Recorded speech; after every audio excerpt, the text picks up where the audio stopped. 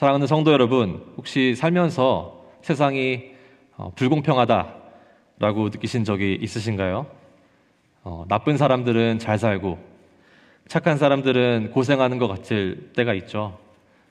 또 뉴스를 보면 종종 악한 자들이 떵떵거리며 잘 사는 것 같고, 이 선한 사람들은 고통을 받는 것 같습니다.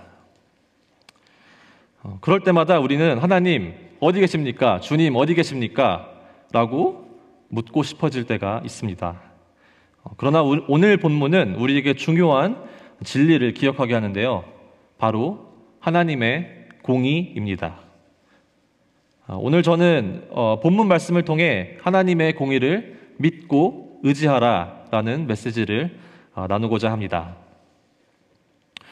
그렇다면 우리는 왜 하나님의 공의를 믿고 의지해야 할까요? 함께 말씀을 통해 살펴보면 좋겠습니다. 첫 번째 이유는 하나님은 악을 반드시 심판하시기 때문입니다. 하나님은 절대로 악을 그냥 두지 않으세요.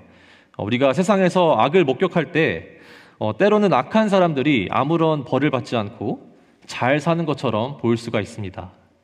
하지만 하나님은 악을 반드시 심판하십니다. 함께 열왕기하 9장 27절 말씀을 보시겠습니다. 유다의 왕 아하시야가 이를 보고 정원의 정작길로 도망하니 예후가 그 뒤를 쫓아가며 이르되 그도 병거 가운데서 죽이라 하매 이블르암 가까운 구르비탈에서 치니 그가 무기토까지 도망하여 거기서 죽은지라. 아멘. 오늘 본문에 나오는 이 아하시야라는 사람은 바로 유다의 왕이었습니다. 유다의 왕임에도 불구하고 하지만 그는 하나님을 따르지 않았어요.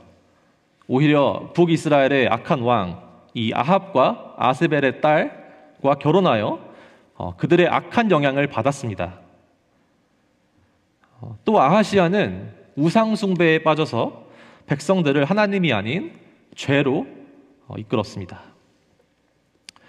자, 그렇다면 오늘 본문에서 보듯이 아하시야의 최후는 무엇입니까? 이 예후가 왕을 추격할 때 이 아하시야는 두려움에 사로잡혀 도망치려 했지만 결국 잡혀서 죽임을 당했습니다. 이 아하시야 왕은 죽음 앞에 두려워하고 문제를 회피하고 또 회개하지 않고 도망갔지만 이 주님의 심판을 피할 수는 없었습니다. 자, 오늘 본문에 다른 인물이 한 명 더 나오죠. 바로 이세벨인데요. 이세벨을 보겠습니다. 이 30절에서 37절까지 더 충격적인 이세벨의 최후가 묘사되는데요. 이세벨은 어떤 사람이었습니까?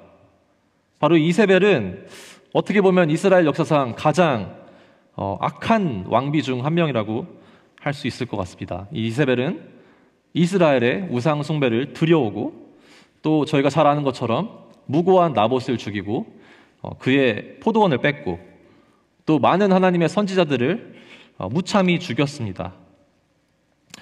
누가 봐도 이 악한 이 이세벨의 최후는 어땠을까요? 함께 열왕기하 9장 30절에서 33절을 함께 보시겠습니다. 예후가 이스라엘에 오니 이세벨이 듣고 눈을 그리고 머리를 꾸미고 창에서 바라보다가 예후가 문에 들어오매 이르되 주인을 죽인 너 시므리여 평안하냐 하니 예후가 얼굴을 들어 창을 향하고 이르되 내 편이 될 자가 누구냐 하니 두어네 씨가 예후를 내다보는지라. 이르되 그를 내려 던지라 하니 내려 던짐에 그의 피가 담과 말에게 튀더라. 예후가 그의 시체를 밟으니라. 아멘. 30절에 보시면요, 이 예후가 이스라엘에 도착했을 때 아마도 이세벨은 어느 정도는 죽음을 예견하고 있었던 것 같습니다. 죽음을 예견하고 있었음에도 불구하고 이 죽음이 코앞까지 온 상황에서 조차 회개하지 않는 이세벨은 무엇을 하고 있죠? 바로 이세벨은 눈을 그리고 머리를 꾸미고, 즉 화장을 하고 있습니다. 이 마지막 순간까지도 이 알량한 자존심으로 교만하며 회개하지 않았던 것이죠.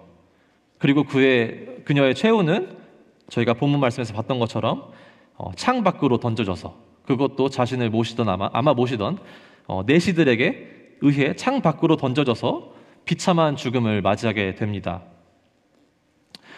존경하는 성도 여러분, 이 아하시야 왕과 이세벨을 통해 성경은 우리에게 무엇을 말해주나요?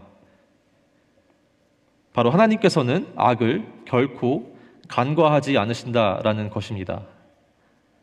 저희가 살면서 서론에 말했던 것처럼 때로는 하나님의 심판이 더딘 것처럼 보일 수도 있습니다. 하지만 그러나 그때가 반드시 온다라는 사실입니다. 이 악한 사람은 일시적으로 성공할 수 있습니다. 일시적으로 평안해 보일 수 있고 일시적으로 모든 일이 잘 풀리는 것처럼 보일 수 있지만 결국에는 하나님의 심판을 피할 수는 없습니다. 그렇기 때문에 우리는 악을 부러워하거나 악을 통해 잘된 자들을 시기하거나 그들을 따라가지 말아야 합니다.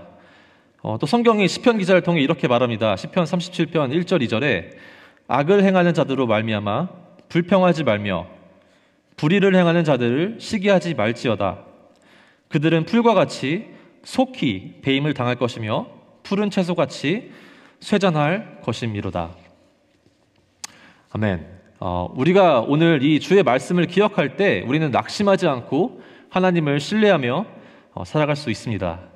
저희가 마치 세상을 살아갈 때 이 세상 가운데 악이 득세하는 것 같고 이 세상 가운데 악이 승리하는 것처럼 보여도 하나님께서 반드시 공의로 다스리실 것입니다. 두 번째로 하나님의 공의를 믿고 의지해야 하는 이유는 바로 하나님의 말씀은 반드시 이루어지기 때문입니다. 하나님의 말씀은 반드시 이루어집니다. 하나님은 약속하신 것을 결코 잊지 않으시며 반드시 성취하는 분이십니다. 오늘 본문의 34절부터 37절을 함께 읽겠습니다. 예후가 들어가서 먹고 마시고 이르되 가서 이 저주받은 여자를 찾아 장사하라. 그는 왕의 딸이니라 하며 가서 장사하려 한즉 그 두골과 발과 그의 손 외에는 찾지 못한지라. 돌아와서 전하니 예후가 이르되 이는 여호와께서 그 종 디셉 사람 엘리야를 통하여 말씀하신 바라. 이르시기를 이스라엘 토지에서 개들이 이세벨의 살을 먹을지라. 그 시체가 이스라엘 토지에서 거름같이 밭에 있으리니 이것이 이세벨이라고 가리켜 말하지 못하게 되리라 하셨느니라 하였더라. 아멘. 이 이세벨의 비참한 죽음은 이미 하나님께서 엘리야 선지자를 통해서 예언하신 것이었습니다. 바로 그 예언은 이세벨은 이스라엘 성곽에서 개들에게 먹힐 것이다 라는 예언이었고 그 예언은 정확하게 토시 하나 틀리지 않고 그대로 이루어졌습니다. 사랑하는 성도님들, 이 이세벨의 최후는 어떻게 보면 정말 끔찍하기도 하고 비참하기도 하지만 동시에 우리의 큰 확신과 위로를 줍니다. 바로 하나님은 말씀하신 것을 반드시 지키신다라는 사실입니다. 바로 시간이 지나도 상황이 변해도 하나님의 약속은 변하지 않습니다. 하나님의 말씀 또한 결코 헛되이 돌아오지 않습니다. 이사야 선지자를 통해 하나님께서 하신 말씀입니다. 이사야서 55장 11절 말씀입니다. 내 입에서 나가는 말도 이와 같이 헛되이 내게로 돌아오지 아니하고 나의 기뻐하는 뜻을 이루며 내가 보낸 일에 형통함이 있으리라. 여러분, 우리가 믿는 하나님은 바로 신실의 하나님입니다. 그분은 약속은 반드시 지켜진다라는 사실을 믿는 저와 여러분이 되기를 소망합니다. 자, 그렇다면 하나님과 우리 가운데 어떤 약속을 하였죠? 바로 우리 구원에 대한 약속, 그리고 그분의 돌보심에 대한 약속, 그리고 최후 심판과 새 하늘 새 땅을 주실 거란 약속 모두 반드시 이루어질 것입니다. 그러므로 우리는 낙심하지 말고 하나님의 말씀을 굳게 붙들어야 합니다. 마지막 세 번째 이유입니다. 우리가 주님의 공의를 의지하며 믿을 수 있는 이유는 바로 하나님의 공의는 완전하시기 때문입니다. 어떻게 완전합니까? 바로 주 예수 그리스도를 통해 완전합니다.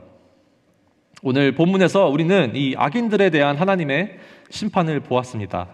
이 아하시아 왕, 이세벨 여왕의 이야기를 들으면서 저희 마음 가운데에 저거는 나와는 먼 이야기다. 저 두 사람은 정말 누가 봐도 못된 인간, 나는 저들과는 달라 라고 생각하실지도 모르겠습니다. 그런데요, 정말 우리가 아하시아나 이세벨과 그렇게 다를까요? 이 오늘 본문 말씀에 나온 이 아하시야와 이세벨과 그렇게 다른지 모르겠습니다. 우리도 아하시야 왕처럼 이 권력의 눈이 멀어서 우상 숭배할 수 있고요. 우리도 이 아하시야 왕처럼 이 다가오는 죄와 죽음이 두려워서 도망하고 벌벌 떨면서 이제 회개하지 않을 수 있고요. 우리도 이세벨처럼 다른 사람 핍박하고 이 자신의 죄를 뻔뻔스럽게 이 허세로 무장해서 인정하지 않을 수도 있습니다. 어쩌면 이 아하시야와 이세벨의 이야기는 본래 우리의 이야기일 수 있다라는 것입니다. 우리도 이들처럼 하나님의 심판받아 마땅한 존재입니다. 원래 비참하게 죽는 것이 마땅한 것이 바로 우리의 존재라는 것입니다. 그렇다면 뭐가 그렇게 우리는 오늘 본문에 나오는 악인들과 다를까요? 로마서 8장 1절에 그러므로 이제 그리스도 예수 안에 있는 자에게는 결코 정죄함이 없나니. 사랑하는 성도 여러분, 우리는 예수님을 믿음으로 죄사함을 받았습니다. 우리가 잘나서가 아니고요, 우리가 선해서가 아니고요, 바로 하나님의 은혜로 구원을 받았습니다. 이 아하시야의 모습이 우리의 모습이고 이사벨의 모습이 우리의 모습이지만 그들과 똑같이 처벌받고 본래 죽는 것이 이치이고 공평이지만 하나님께서 이 죄를 알지도 못하신 이를 대신하여 죄로 삼으셨고 그 죄가 가져가진 우리를 의롭다 하셨습니다. 이것이 예수님께서 십자가에서 죽으시고 부활하심으로 하나님의 공의가 만족됨이고요. 동시에 우리를 향한 그분의 사랑이 완전히 나타난 것입니다. 그렇기 때문에 우리는 하나님의 공의를 두려워하거나 멀리하거나 할 필요가 없습니다. 오히려 그 공의를 기뻐해야 하는 것이죠. 예수님의 은혜에 감사하며 살아가야 합니다. 말씀을 맺겠습니다. 사랑하는 성도 여러분, 오늘 우리는 왜 하나님의 공의를 믿고 의지해야 합니까? 첫째는 하나님께서 악은 반드시 심판하십니다. 이 세상 가운데 악은 일시적으로 좋아 보이고 성공적으로 보이고 똑똑해 보이고 평탄해 보이지만 하나님께서는 그 모든 것을 보고 계시며 심판하실 것이라는 것입니다. 둘째는 하나님의 말씀은 반드시 이루어집니다. 하나님은 신실하신 분이며 그분의 약속은 변하지 않습니다. 마지막으로 셋째는 하나님의 공의는 예수 그리스도로 말미암아 완전하기 때문입니다. 이 진리들을 기억할 때, 이 말씀을 기억할 때 주님 앞에 믿음으로 굳건히 서는 저와 여러분 되기를 소망합니다. 기도하겠습니다. 사랑이시며 공의로우신 하나님 아버지, 오늘 우리에게 귀한 말씀을 주심에 감사합니다. 이 세상의 불의와 악함 속에서도 하나님의 공의가 반드시 이루어진다라는 사실을 깨닫게 하시니 감사합니다. 이 아하시야와 이세벨의 이야기를 통해 하나님께서 악을 결코 놓치지 않으시고 예수 그리스도를 통해 완전한 공의를 실현하신 것을 믿게 하심에 감사합니다. 주님, 우리도 때로는 이 죄와 죽음 가운데 두려움에 빠질 때가 있습니다. 그러나 우리가 예수님을 통해 용서받고 새로운 삶을 시작할 수 있도록 하심에 감사드립니다. 주님의 신실하심과 은혜를 믿고 의지할 수 있는 힘을 우리에게 허락하여 주시옵소서. 오늘 하루 우리가 받은 하나님의 크신 사랑과 공의를 우리의 삶 가운데 실천하며 우리를 통해 주의 사랑을 드러내게 하여 주시옵소서. 감사드리며 모든 말씀 예수님의 이름으로 기도합니다. 아멘.